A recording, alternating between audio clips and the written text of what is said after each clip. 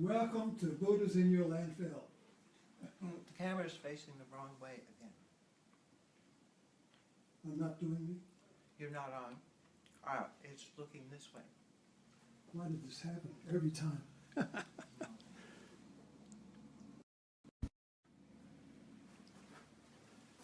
Sorry about that. Okay. Welcome to Buddha's in Your Landfill. Okay, I'm on, and we're going to try another little new adventure today. At the end of the talk, I want to take questions, so questions and answers, and you can ask me any question you want in the area of this topic. I don't want to get into what kind of cat do you have or something like that. But I mean, any questions that's relevant to our talk here and our discovery. So picking up where we left off, if you remember, we are talking about Buddhas in the landfill, and Buddhas in your landfill is a metaphor for finding insight and joy in your everyday life. And the extended metaphor we have started to work with, that is a story that you can work with, is the myth of Theseus and the Minotaur in the labyrinth. So the labyrinth is a metaphor for the mind, the world that is confusing, conflicted, paralyzing, full of negativity. And Theseus is the heroic soul who goes into the labyrinth with, and don't forget, you have to have your Sword of Discernment,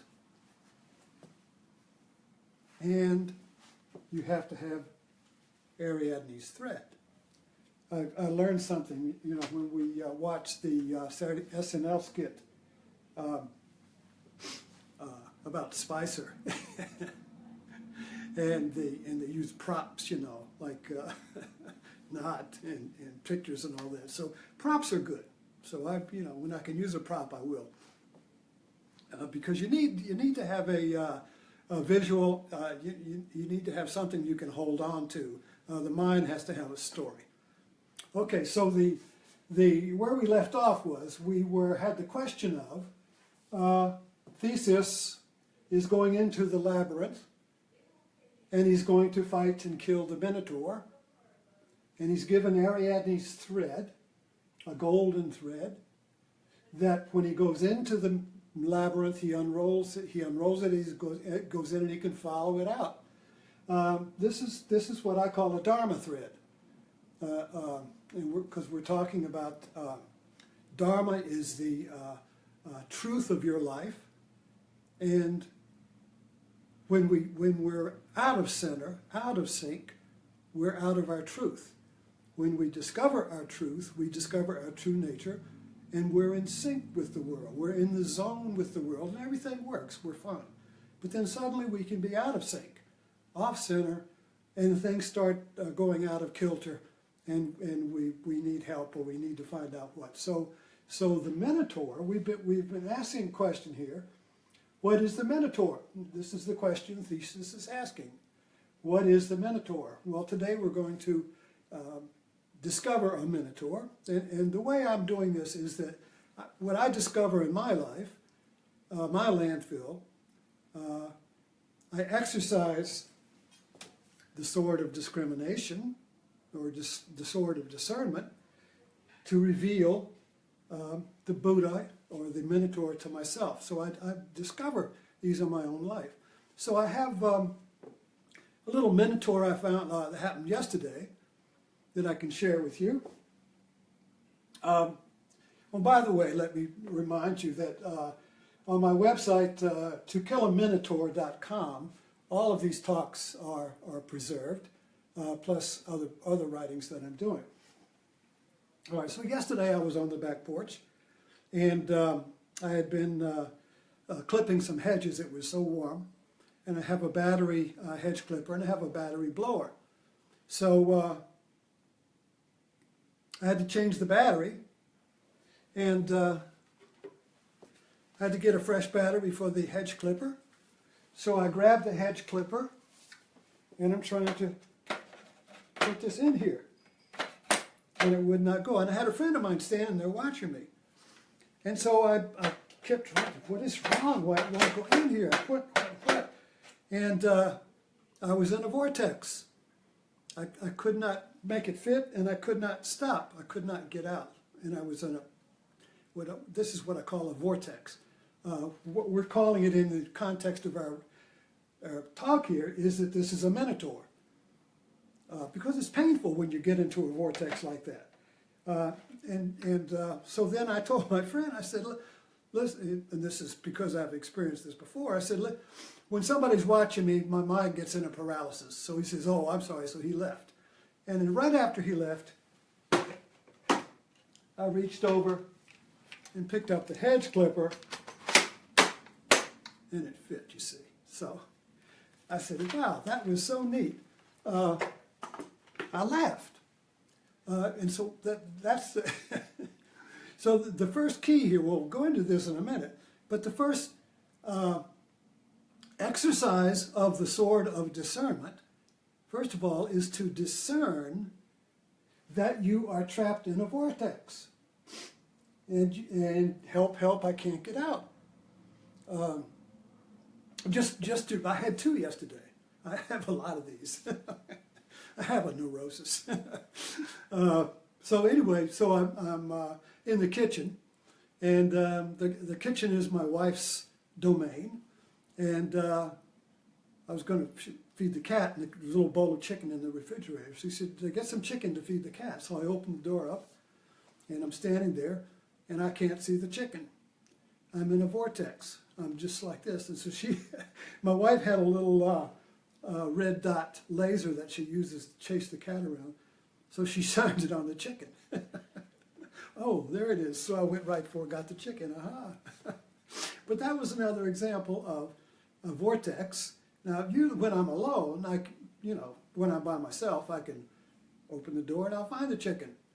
If I can't find it right away, there's no paralysis. I just keep fumbling around until I find it, and I go on. There's nothing really happened.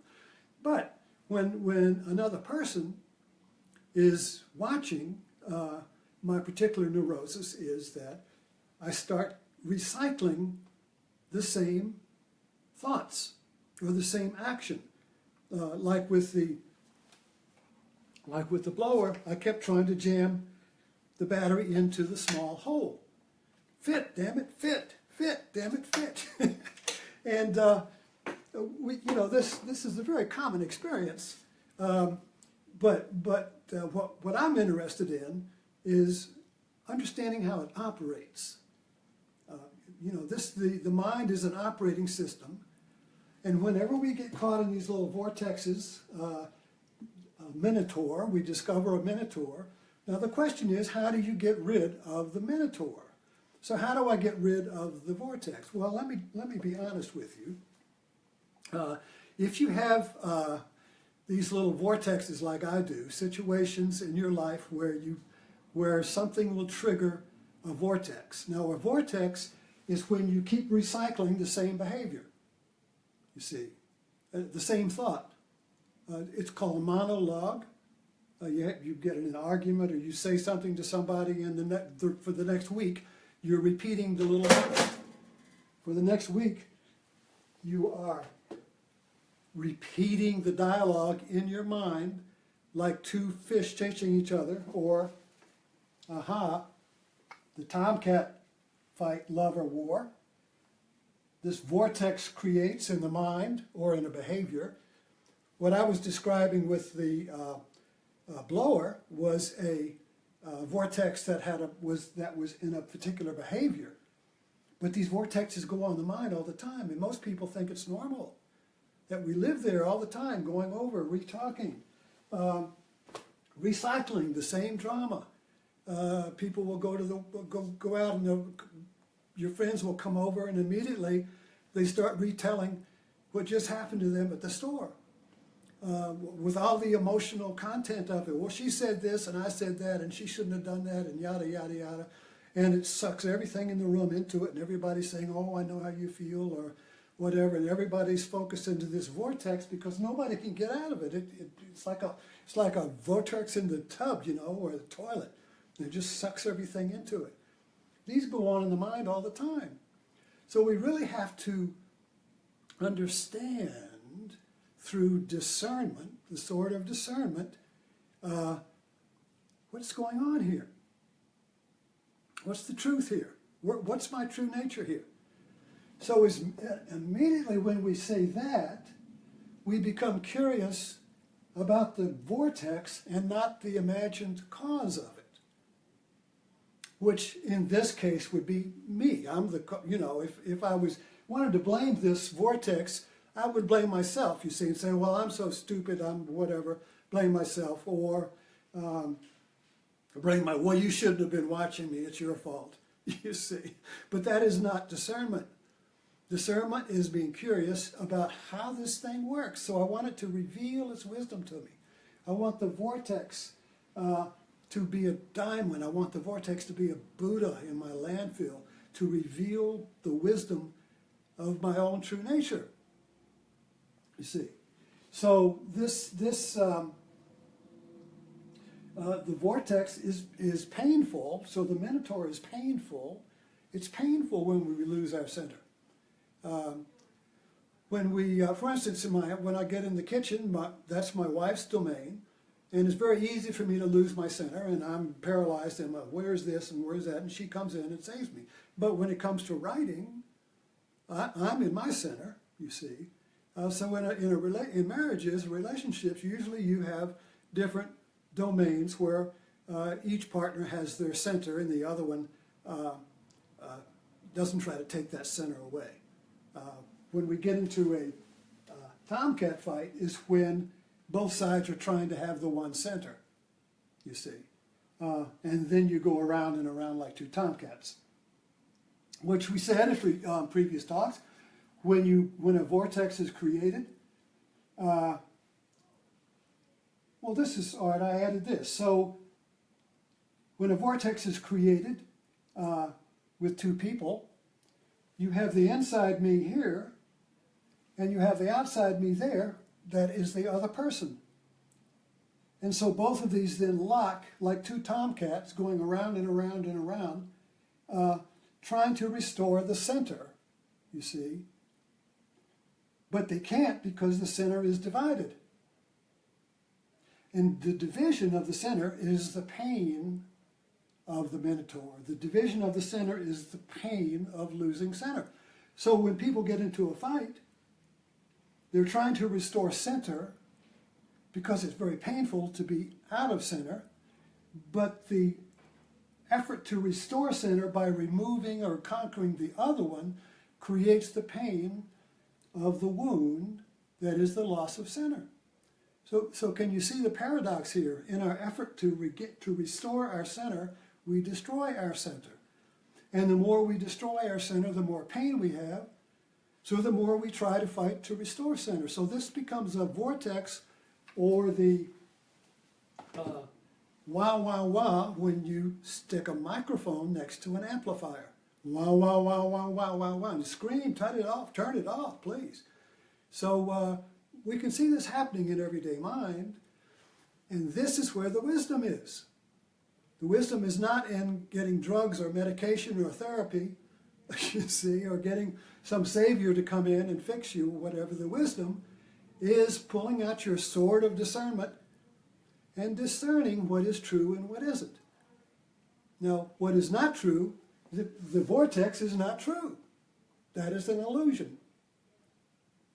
And when we can accept, well, like I described with the blower, I recognized, well, here it is. Here's the Minotaur again. And so I accepted it. I welcomed it. I went ahead and saw the complete drama there. I couldn't put the battery in. I told my friend, joking, I said, listen, I get paralyzed when you... He left, and my body immediately recentered and put the battery in. So the mind was split, but when I surrendered the effort to try to put the wrong battery in the slot, you see, when I surrendered that, I centered in the body, and my body knew what to do. And we all know people like this who, at least I do anyway, where you are trying to unscrew a top or try to open a box or try to fix something, and somebody else comes in and stands there, and then they just reach over and put their finger right on the thing and it springs open. You see, but the person caught in the vortex cannot, no matter how much they try, get through the vortex, which is based on a division in the mind that is trying to restore its center and can't through the effort to restore center. So let's think about that for our talk for today on discovering the vortexes in our everyday mind and looking at them from a different direction, so that we look at this as a place for wisdom and enlightenment versus a blame game of either myself or somebody else, you see. So I think we can stop there, and I'm going to turn the camera around. Now this is new. I'll turn the camera around and see if I can see any questions. And you can, if you have any questions, please ask me, and we'll see how this goes.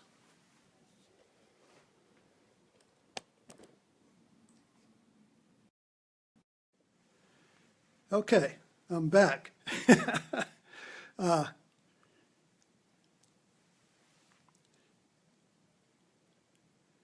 Oh, wait a minute. I just...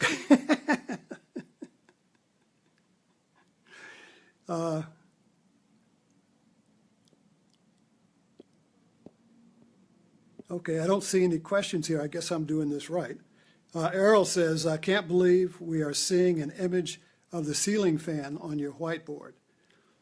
Okay. Okay. Well, I'm assuming I'm doing this right. And we'll finish there and pick up tomorrow and continue this dialogue on the search for the Minotaur. Okay. May you find some Buddhas in your backyard. Thank you.